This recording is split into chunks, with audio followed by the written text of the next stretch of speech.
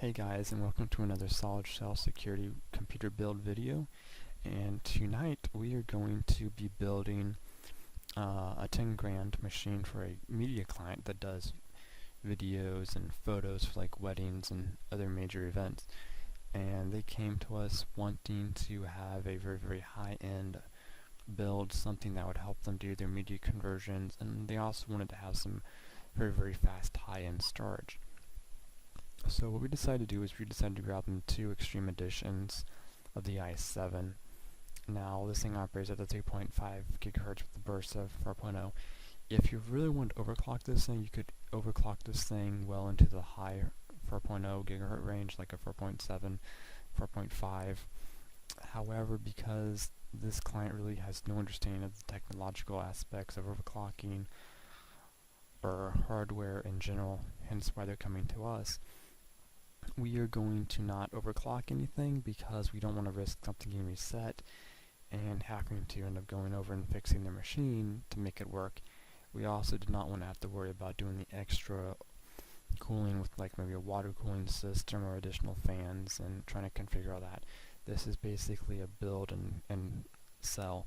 So we are building a 10 grand rig without having to really overclock anything, just to keep it simple. So we're going to end up grabbing two of these processors and sticking them in this ASUS. Now, if you guys know me, you guys know I love ASUS.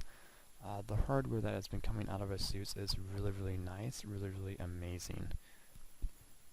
They've really been listening to a lot of the feedback from us consumers and have been pushing out a lot more quality stuff with a lot more control, especially with some of the new stuff. Okay, so what we decided is we wanted to go ahead and grab this very nice ASUS Z9 PE-8 D8WS that has a dual LG 2011. Now, the options here are crazy. What we are going to do is we are going to be sticking in the 2133 overclocked DDR3 memory. We are going to be stuffing this thing with 64 gigs of RAM, which is the maximum supported. The thing with this is you could easily stuff like a quad of GPUs in this thing with all the PCI Express slots, but we are not going to actually be doing that because we did not want to have to spend that type of money. We also didn't really seem to see the need to actually have to stick that many GPUs in this system. If there is need, we can always add and expand the GPUs, but we won't be actually doing that. So, moving on, we're going to grab the GSkill Ripjaws Z series. This is 8 gigabytes of RAM, and this is running the 2133. So we are going to get a lot of performance gains with this. This is like really nice high-end memory. So sticking that in, and we are also going to grab the AMD FirePro S10000. This thing runs apps around anything in its class.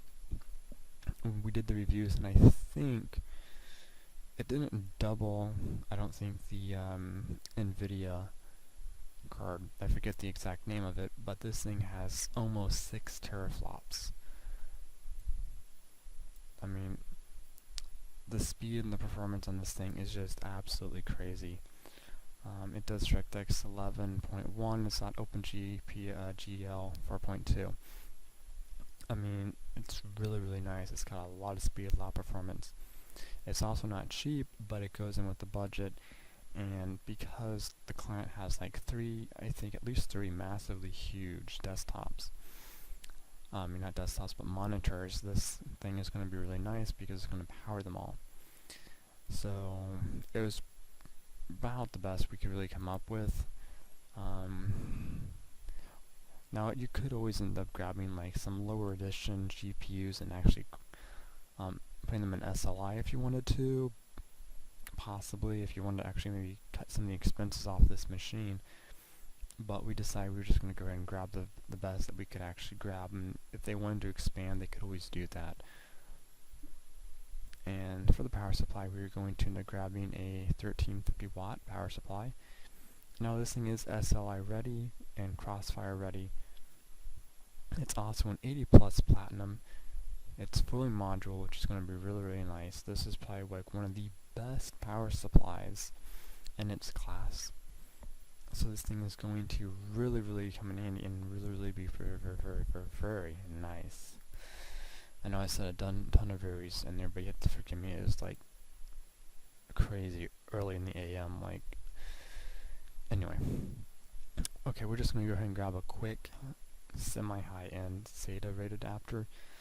You can easily go with something a lot higher, a lot better than this one, but we wanted to actually keep something semi-cheap because rated adapters, good ones, easily run to the thousands. So we're just going to go ahead and grab this one, and we're going to plug it in and use it as a dedicated RAID. And what we are going to do is we're going to make a RAID 10 with the Samsung 81st series.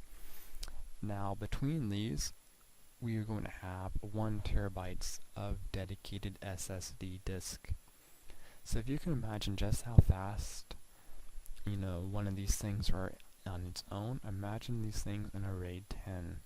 It's going to be fast, and you can have a lot of redundant protection. So this is really going to be nice. Now, I think we're going to end up grabbing 5 of these. I'm trying to remember how many slots the case actually has. I think it has like 9, but you could probably cram a lot more in depending on the amount of power that you can provide for them.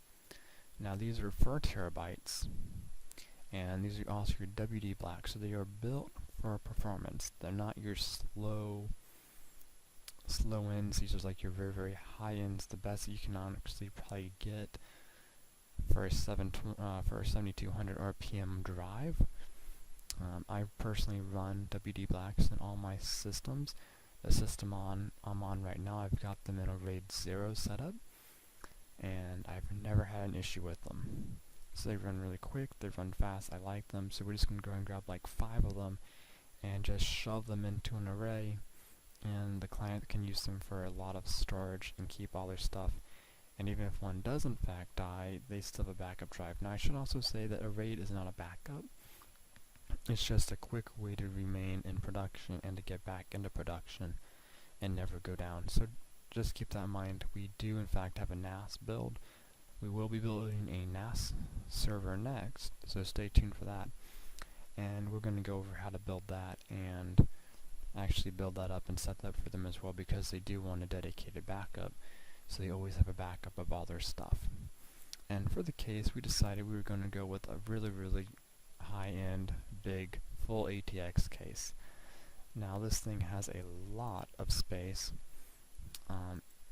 really nice, a lot of airflow, so we've got a lot of options. And if you look at, I think this has, we've got a lot of slots in here, so we have room to grow.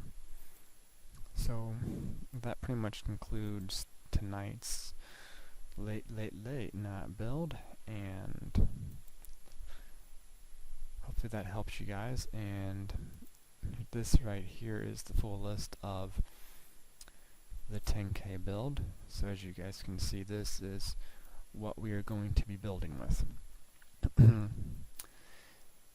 So once again, guys, thanks for watching, and don't forget to subscribe, you know, like us, follow us. We got a lot of cool stuff coming, and thanks for watching.